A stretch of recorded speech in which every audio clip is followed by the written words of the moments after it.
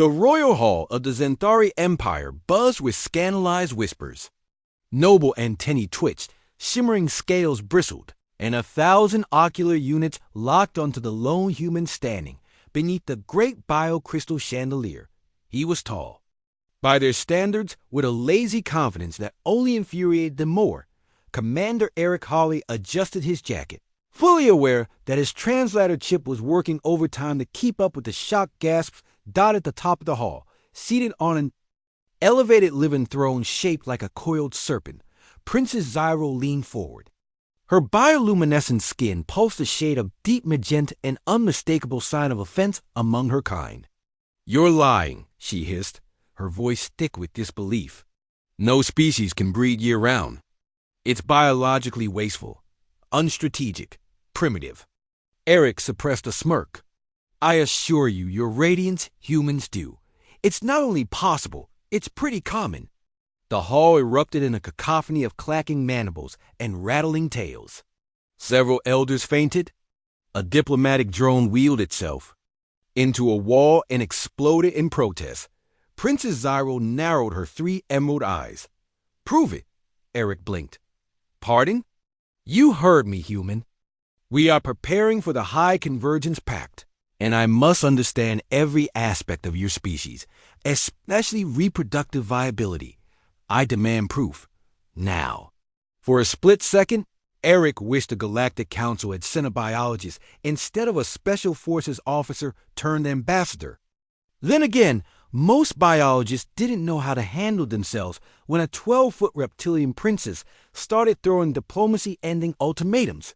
"Your Highness," he said carefully, "human reproduction is not exactly something we demonstrate. It's studied, documented, research. We have files." "I don't want your data scrolls," she said, standing now. "I want a controlled trial, a real one." The hall went silent. A long, low whistle escaped Eric's lips. "You're asking for a field demonstration?" She lifted her chin. "You claim your species is superior. Prove it." 3 days later, Eric sat in a specially prepared Xanthari biochamber with a rapidly assembled team of galactic scientists. 2 human volunteers from the embassy were separated behind a one-way privacy screen. Dozens of alien observers watched from behind sealed observation domes. Notes were taken. Glands secreted in excitement. The experiment was underway. Princess Zyro stared through the glass with morbid fascination. "They're actually doing it?" Eric, sipping nutrient broth, replied dryly, "Well, yes. That's how we got 8 billion of us." One of the Xanthari biologists whispered, "Their hormonal triggers aren't even season-dependent. No lunar cycle, no migration. How do they know when to begin?" "They just do," Zyro muttered. "And they enjoy it," Eric added. "Hey, what?" Another round of shocked hissing filled the chamber, but fascination was quickly replacing judgment. The Xanthari scientists observed the couple through all stages: conception, gestation simulations, hormonal tracking. The data was undeniable. Humanity's reproductive systems weren't bound to planetary alignments, environmental triggers, or once-in-a-lifetime mating dances. Princess Zyro was silent for a long time. Then, in a tone that sent shivers down Eric's spine, she asked, "And what is the evolutionary reason for this?" "Chaos?" Eric chuckled. "We call it adaptability. Our ancestors faced extinction too many times to wait for a spring moon. The cold didn't stop us. Neither did famine.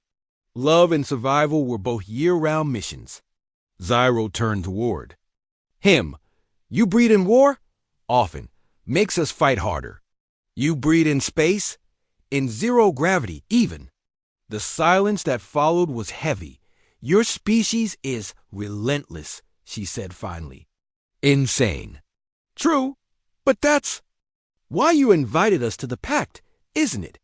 The next galactic session saw the inclusion of new clauses, ones that reflected the unpredictable, tireless reproductive drive of humanity. Medical aid, population control plans, cultural liaisons. The galaxy was preparing, and Princess Zyro?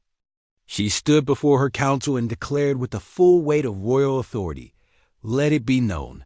Humans do not operate on logic. They operate on instinct, madness, and affection. They are dangerous. They are inspiring. And they're kind. Of cute. She gave Eric a sharp-toothed smile. The human proved his point thoroughly.